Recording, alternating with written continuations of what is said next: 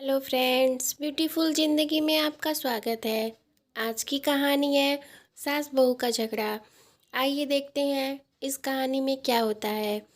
एक गांव में एक आदमी रहता था जिसका नाम शंकर था।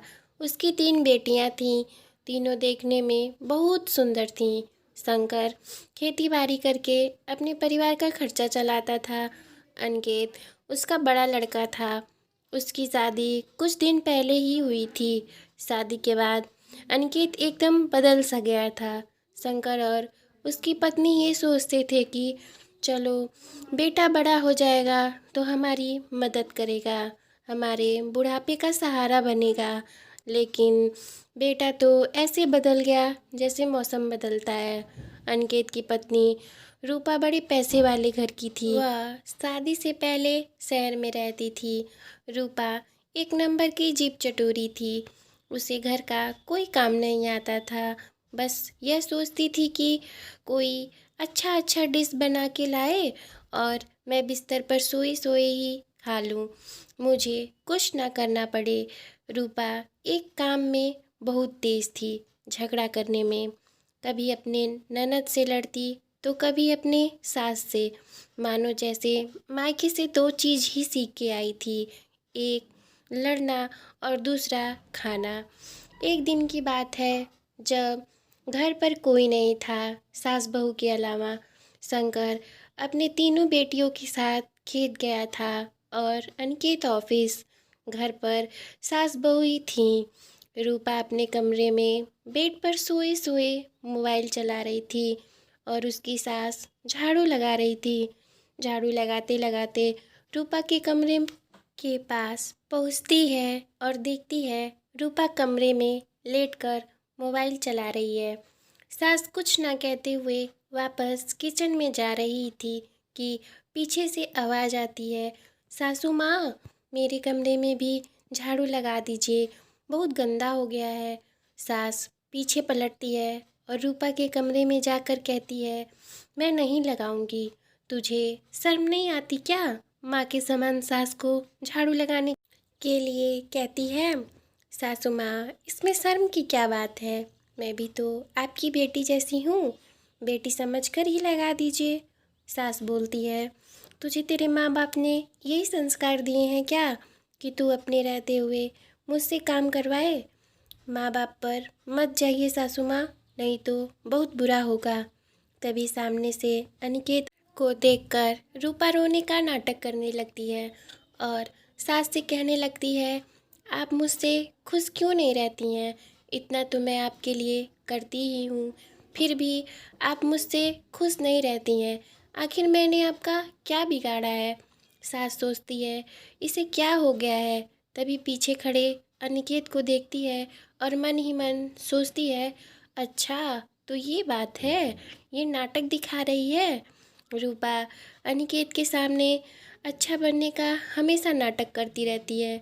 उसे ये दिखाती है कि देखो तुम्हारे माँ बाप बहनें सब गलत हैं और मैं सही हूँ। ये लोग मुझे कभी अपना समझते ही नहीं। अनिकेत माँ की कोई बात सुनता उससे पहले रूपा रोते हुए कमरे में चली जाती है। अनिकेत भी उसके पीछे पीछे चला जाता है।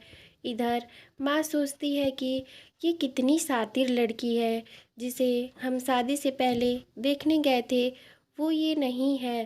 तब इसके अंदर लिहाज, सम्मान, शर्म ये सब था और अब कितनी बदल गई है। इसे तो मैं सीधा करके ही रहूँगी। शाम के वक्त शंकर अपनी बेटियों के साथ घर आता है। शंकर की पत्नी पानी और गुड़ लेकर जाती है और कहती है, इस घर में बहुत कलह है। शंकर कहता है, क्या हुआ, कुछ हुआ है क्या? पत्नी कहती है, आप तो सब जानते ही हैं, इस घर में तो रोज का लगा रहता है। शंकर कहता है, चिंता ना करो, सब ठीक हो जाएगा। उधर रूपा प्रण ठान ली थी कि मैं इस घर में नहीं रहूँगी, मुझे शहर में रहना है, यहाँ नहीं रहना है। अनिकेत कहता है, अच्छा चुप हो जाओ, हाँ हम चलेंगे, शहर में ही रहेंगे। अनिकेत हाल में गुस्से से जाता है और सबके सामने माँ से कहता है, तुम क्यों मेरी पत्नी को देखना नहीं चाहती? आखिर उसने तुम्हारा क्या बिगाड़ा है? माँ कहती है, बेटा वो तुम्हारे सामने अच्छा बनने का नाटक करती है। जैसा तुम उसे समझते हो वैसी वो नहीं है। बेटा कहता है, वो झूठ क्यों बोलेगी? उसे झूठ बोलकर क्या मिलेगा माँ? अच्छा बेटा, तो मैं झूठ बोल रही हूँ? मैं तुम्हें अब झूठी नज़र आने लगी? जिसने तुम्हें पैदा किया, जिसके साथ तुम इतने वर्षों से हो, वो माँ झूठी हो गई और कल की आई लड़की तुम्हारे लिए सब कुछ हो गई है। अनिकेत नज़र झुकाकर गुस्से को शांत कर वहाँ से चला जाता है। रात में बिस्तर पर लेटे लेटे अनिकेत माँ की बातों को सोचता रहता है। आखिर कौन सही है कौन गलत है, मैं कैसे इस बात का पता लगाऊं? तब अनिकेत के दिमाग में एक आइडिया आता है। अगले दिन रोज की तरह घर पर कोई नहीं रहता। अनिकेत ऑफिस के लिए जा रहा हूँ बोलकर घर के स्टोर रूम में छुप जाता है और आज सोच लेता है कि सच का पता लगा के रहूँगा। इधर रूपा कल का बदला लेने के लिए ये सोचती है कि इस बुढ़िया को अगर मैं किसी कारणवश जान से मार दूँ तो मेरे रास्ते का कंकड़ ही साफ हो जाएगा। मैं आराम से शहर में अपने पति के साथ रहूँगी। उधर सास सोचती है, आज इसके मुंह लगना ही नहीं है, बस अपने काम से काम रखना है। उधर रूपा क्या करती है, बिजली का नंगा तार बाथरूम में फर्श पर एक किनारे लगाकर छोड़ देती है और प्लग का स्विच ऑन कर देती है।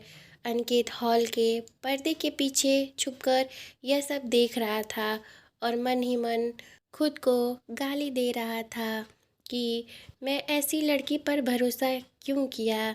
उधर रूपा पूरा प्लान बना के किचन में सास के पास जाती है और कहती है, सासू माँ आज खाना मैं बनाऊंगी, आप जाइए नहा लीजिए।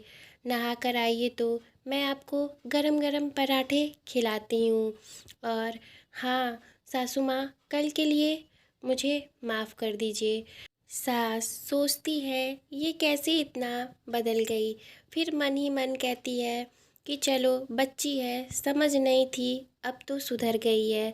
सास नहाने के लिए जैसे ही हॉल से बाथरूम में जाती है, पर्दे के पीछे खड़ा अनिकेत बाहर आकर माँ की हाथ पकड़ लेता है और कहने लगता है, माँ उधर मत जाइए। माँ को सारी बात बताते हुए माफ़ी मांगने लगता है। उधर रूपा शोर सुनकर हॉल में आती है तो उसके होश अनिकेत को देखकर उड़ जाते हैं। अनिकेत एक थप्पड़ लगाते हुए उसे घर से बाहर निकाल देता है और कहता है, 3 दिन के अंदर मुझे तलाक चाहिए। आज के बाद से मेरे घर के आसपास भी मत भटकना। रूपा रोते हुए अपनी माँ के घर चली जाती है। इधर अनिकेत भी अपने पूरे परिवार से माफ़ी मांग अच्छे से रहने लगता है।